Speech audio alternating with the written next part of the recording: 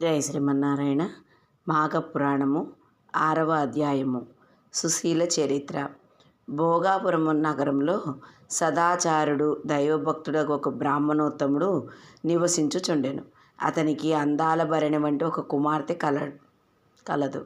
ఆ కన్య పేరు సుశీల. మంచి శీలము కలది, మంచి బుద్ధిమంతురాలు. చిన్నతనం నుండియే దైవభక్తి కలదై ఎల్లప్పుడూ ఏదో ఒక వ్రతమును స్వీకరించుచు పురాణ పఠనమునందే సదా మనస్సు నిలిపి కాలం గడుపుచు యుక్త వయస్కురాలై పున్నమి చంద్రుని వలె పోలు మోము కలదై ఉండెను.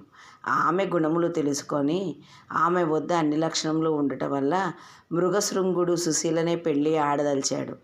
ఒకనాడు సుశీల తన ఇద్దరి స్నేహితురాళ్ళతో కలిసి కావేరీ నదికి స్నానానికి బయలుదేరింది.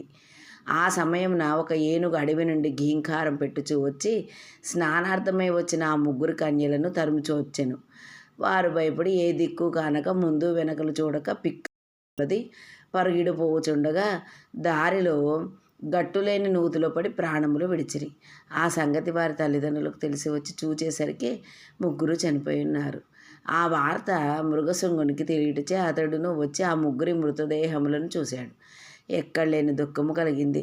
వారినెటలనైనా బ్రతికించవలేనని సంకల్పించి వారి తల్లిదండ్రులతో తమ బిడ్డల మృతదేహములను కాపాడుచుండుడని చెప్పి తాను సమీపంలోనున్న కావేరీ నదిలో రొమ్ము వరకు దిగి ధ్యానం చేయసాగాను.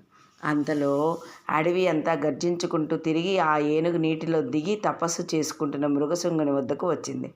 ఆయనను మృగశృంగుడు చెలించలేదు. నిర్భయంగా ధ్యానిస్తూనే ఉన్నాడు.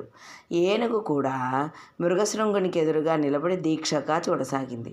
అట్లా కొంచెం సేపు నిలబడి తటాలున తన తొండంతో మృగశృంగుడిని పట్టుకొని తన వీపును ఎక్కించుకొని ఆ బ్రాహ్మణ కుమారుడు భయపడక అదే అంతయు శుభసూచకమని తలిచినాడు. నీరు మంత్రించి ఏనుగుపై చల్లెను. తన 2 చేతులతో దాని శరీరాన్ని నిమిరాడు.